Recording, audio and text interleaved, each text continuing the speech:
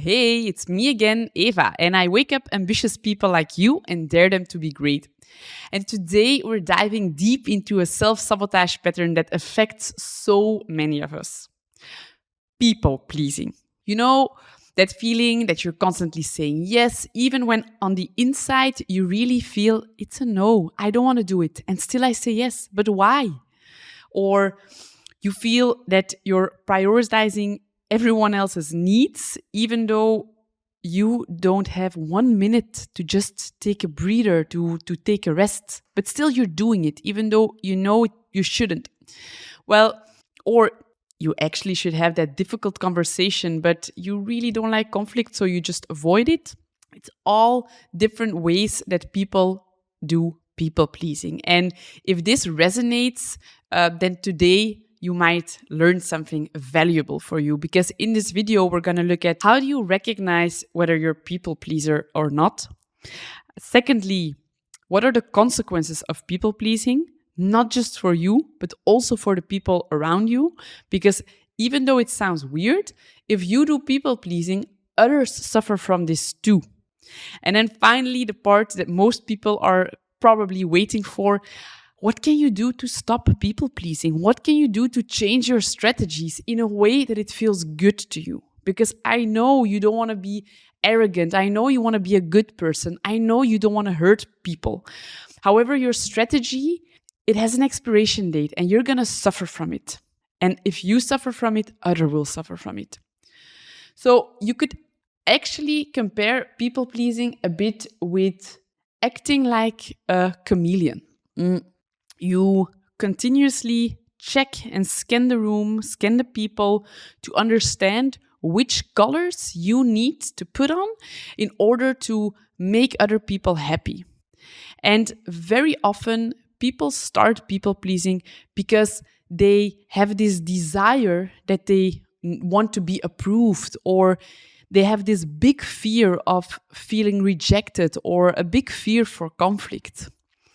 And while being kind and considerate and helpful, it's an amazing threat, and it's good that you're doing it.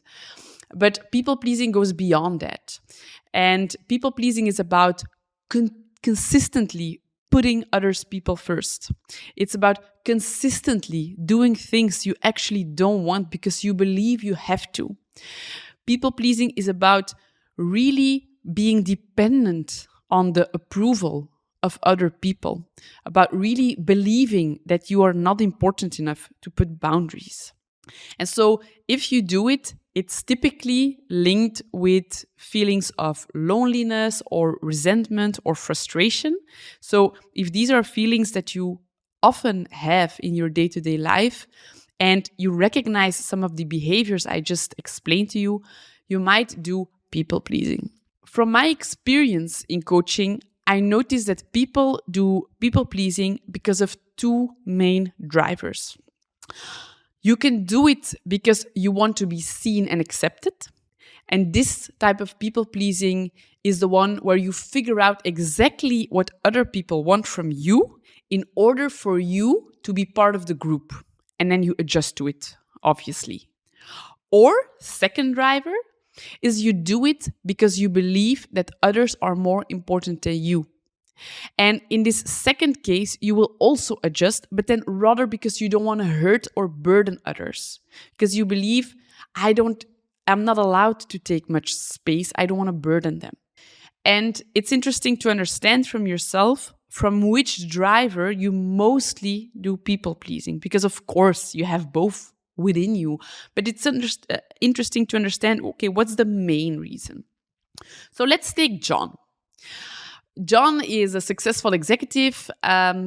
He always is going above and beyond for his colleagues and clients. And he was the first one to take on extra projects, work late, bend over backwards to be the best possible CEO for everyone. And on the surface, actually, it looked like John was this social superstar. Everything just went so smoothly for him. The ultimate team player, really this CEO that had a really good connection with everyone in the company. He wasn't just this hierarchical person on top. He was very available, always willing to help. But in our coaching sessions, it was really clear that beneath the surface, John was exhausted. He was so exhausted. He really felt this growing sense of emptiness on the inside because he believed, whatever I do, I will never be able to do good for everyone. Whatever I do, there will always be people that have criticism or that will make me feel like I made the wrong decision, because you can never do good for everyone. And the larger the company became, the more difficult it was for him to adjust to everyone's needs. And so when he came in to my coaching practice at first, he said, with the company becoming so big, I don't know if I still want to be the CEO of this company. However, throughout the coaching sessions, we realized it wasn't necessarily his job as a CEO that depleted him, but really all the energy and effort he put in pleasing others. And so that was what we tackled, obviously. And we tackled it and understood that those pleasing behaviors stemmed from this fear of not being liked, not being accepted. And he was actually, when he was a kid, he was witness of heavy bullying at school. And he learned that if I adjust myself and I act in a certain way and I'm always happy preppy, I won't be a target of the bullying myself. He saw the older kids bullying a lot, and he didn't want to be a victim of it. And so that's where he started to understand, that was the conclusion he made about the world, that I need to adjust or I will be bullied or I will be rejected. And so this is a very typical example of pleasing in order to be liked. And now with John, it's quite rather straightforward on why he started believing that he had to be liked from what happened in his youth. But for a lot of people, there isn't one concrete example like this or one concrete event like this. So sometimes it takes a little bit more digging. Another example, because John is a typical example of doing people-pleasing because he wants to be accepted. The other driver is people-pleasing because you believe other people are more important than you. And for that second driver, I'm going to tell you the story about Kate. Kate grew up in a family with parents where her parents never really did anything for themselves. And she was also never really encouraged to do something for herself. It even went that far that when it came to, for example, her hobbies, she and her siblings, they all had to do the same hobbies. And it was the same hobbies that her father also did. And they all just had to do it because it was more practical. And there was no room for, what do you like or what do you want? No, they never asked her. They never learned her that her needs were important too. Also at birthdays, it wasn't that they were asked, what do you want to eat for your birthday? Or like that. She had no memory that she could recall in which her parents ever asked her or made her feel that what she wanted mattered. She also didn't see her parents do it for themselves. They never went on a holiday, for example. So she never saw that model of the world where people could want something. And so whenever in meetings she saw others putting out what they wanted, or giving out preferences for a certain restaurant or for a certain meeting approach, she always thought it was a very, very egocentric and very taking too much place. And that was because she just didn't know that. And so, as you can see, people-pleasing can really manifest in various ways. And so recognizing these signs is really your first and most important step towards change. This is really waking up. So what are the most common things, the most common strategies for people that do people pleasing. One of the most common is difficulty saying no. It's when you really struggle to decline certain requests, when you struggle that when it's clear that a job or a task still really needs to be done, but no one comes forward or raises their hand, you believe, fine, I'll do it. If no one does it, I'll take it on. Even though my to-do list is still very long, fine. Something else very common is that constant need for validation. It's really getting that approval with everything that you do. You want to know, is it okay? Is it okay? You want to have constant feedback, not because you want to learn necessarily, but because you want to know that you didn't make mistakes. You want to know that you did the right thing. You're really afraid of making those mistakes because imagine that you do the wrong thing or that you say the wrong thing. What might people think of you? Very dangerous if you really do a lot of people pleasing. Something else that I come across a lot. How often in the past, let's say 3 days, did you apologize when it was actually not needed? How often do you say sorry even though you did nothing wrong? This is something that gives away so much about a person. If you continuously apologize, if you continuously say sorry, on a subconscious level, you're saying sorry that you're there. You're making yourself small. So how often do you do this? Or how often do you avoid conflict? And how often do you feel very uncomfortable when you notice that two people actually want something else? What's going to happen? How often do you not give your opinion or not voice your needs because you already notice, this person already has a very clear view on what he or she wants. So no, I'm not going to say it. It's not worth the conflict. I want harmony. And I had a client once whose father was very aggressive towards others when they did something wrong. And actually, he had this very vivid memory of his father yelling at the waiters because they had brought him the wrong sauce for his burger.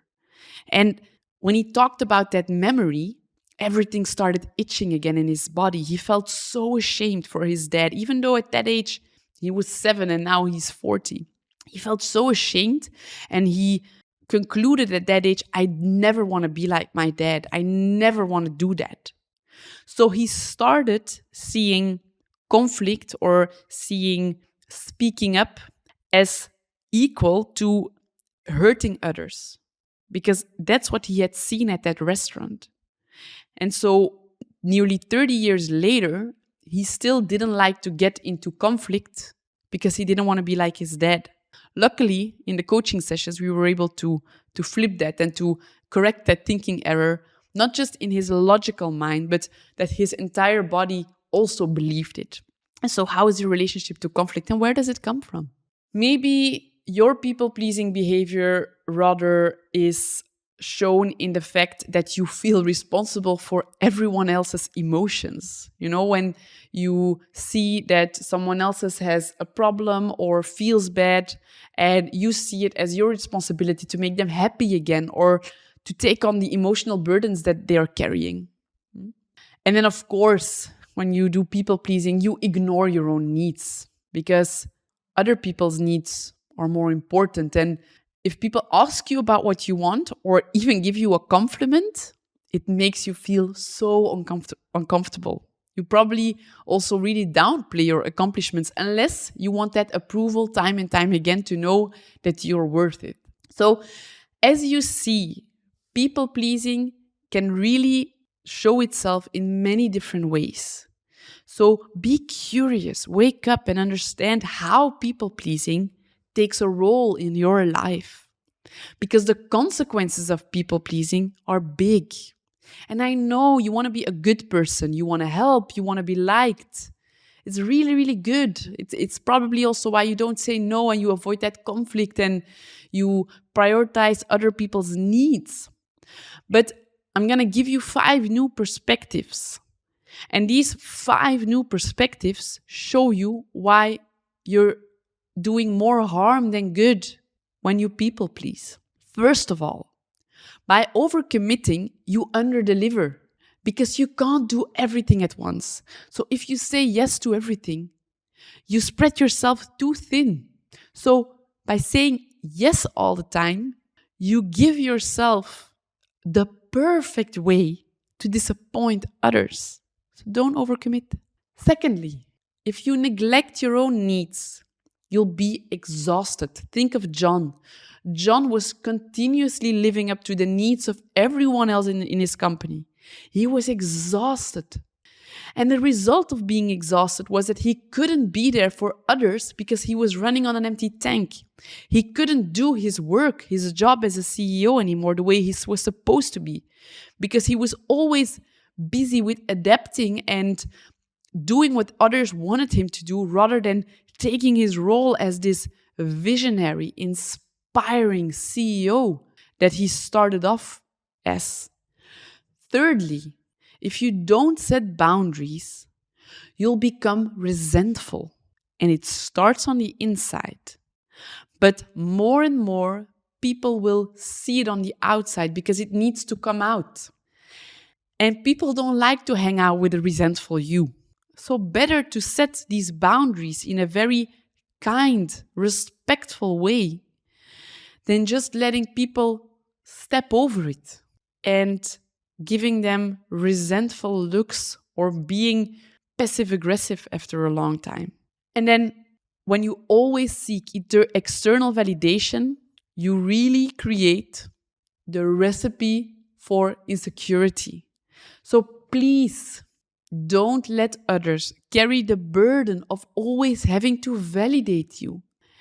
It's tiring. It's so tiring when you're in a room with a person that's insecure, that doesn't feel good about him or herself and always wants you to validate them.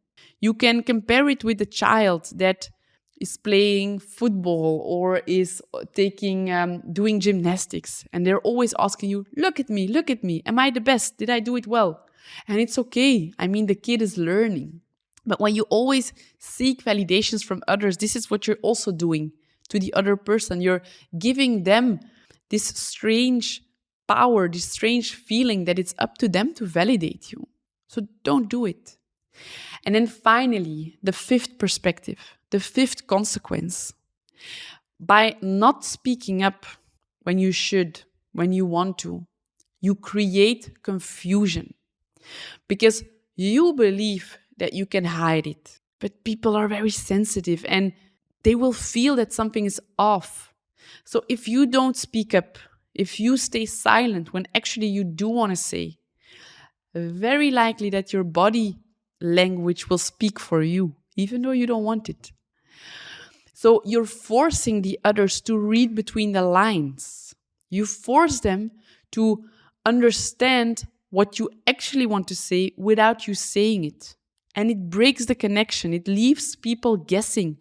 They need to make assumptions, and chances are big that they will make the wrong assumptions. They will do things that make it even worse. So I know that you want to be approved. I know you want to be part of the group. I know you want other people to feel important. But real connection doesn't come from constantly trying to please everyone. It can't be. Because if you're busy pleasing others, you stop being you. Real connection is only possible when you're being you, because otherwise there's no one to connect to. So how do you change your people-pleasing behaviors? I know you can't change it from one day to the other, and that's not the purpose. What you want is to create new strategies that you can experiment with. You want to create new options for you to pick from, in which it still feels like you are you, although you can speak up, you can say what's necessary, you can choose your own needs sometimes above the needs of someone else. And so here are a couple of things that you can do. So first of all, look at your beliefs. Sarah is a really good example for this. And actually, the example as well of the person that saw his father yelling, it's also a good example for this. And so the person that saw his father yelling, his belief is, when I speak up, I will hurt. Of course, when you speak up, when you start yelling and shouting at someone because there's a wrong sauce, it's not the right way to do it, but it doesn't mean that all types of speaking up is like that. Sarah is also a good example for this. She is a talented artist, and she always was looking for validation for her work. And whenever she did really amazing things, wow, the work that she put out, it was just incredible. But when she showed her work, first thing she did was already mention what was all wrong about her work, where there were errors or mistakes. She would really downplay her own work by apologizing for why it's maybe not good enough. And so imagine you're going to show the work that you've been working on for months, and you start by voicing what's all bad about it. That's what she used to do it all the time, because she believed that her worth as an artist really depended on the opinion of the other. And she believed that if other people see mistakes and errors that she didn't point out first, or that she didn't show that she had also seen them, that they would think that she was stupid. So she believed, I need to downplay my work. I need to make sure that I really take all the input from my audience and make work that really resonates with their opinion, rather than following my intuition and painting from the heart. Because she believed that she couldn't really trust her intuition, and she couldn't trust her skills or her analysis of her own work. So really cultivate self-awareness. Pay attention to how you're doing people-pleasing. What do you think? What do you feel? What do you do? Make a list in your phone about all the moments where you catch yourself people-pleasing, all the moments where you're saying yes when you want to say no, all the moments when you want to speak up but you hold it in. Make a list. Make it very concrete on how you do that. Secondly, set healthy boundaries. And don't make the leap of having to set healthy boundaries instantly to people that you're communicating with. No, start with yourself. Write down your own limits. Write down your own needs. What do I want? What's important for me? Because the better you know what you want and why you want it, the easier it will be to recognize those moments when you are going to please. And when you recognize it, it's only then that you can change it. So that's why it's so important. And then finally, and we already talked about it, challenge your beliefs. What do you think about speaking up? What do you think about saying no? What do you think about conflict? What do you think about having your own needs? Do you think it's selfish? Well, probably you will never change that then. It can be selfish, but it can also not be selfish. And so a lot of the time people turn into black and white thinking, where it's aggressive, where it's self-centered, where it's all these negative connotations. And of course, it's possible. It's not whether or not you say no, you go into conflict, you speak up. It's how you do it. And that how is something that you can control. So understand which beliefs that you have, which negative thoughts that you have about that people-pleasing behavior, and see whether you can tweak these, whether you can change these perspectives in something that helps you rather than that limits you. Because overcoming people-pleasing isn't about becoming self-centered or uncaring. No, it's really about recognizing that your needs are just as important as everyone else's. It's about finding that beautiful balance between honoring your authentic self and being considerate of others. You can have both. And so by prioritizing your own well-being and setting these healthy boundaries, you can really create these more genuine connections and live in a more fulfilling life. And this is something I really want for you. So do you know someone who does a lot of people pleasing? Share this video with that someone. And subscribe to this channel if you want to get more insights on achieving your full potential, because you are worth it. And together, we can wake up ambitious people like you and dare them to be great. See you in the next video. Looking forward to it. Ciao.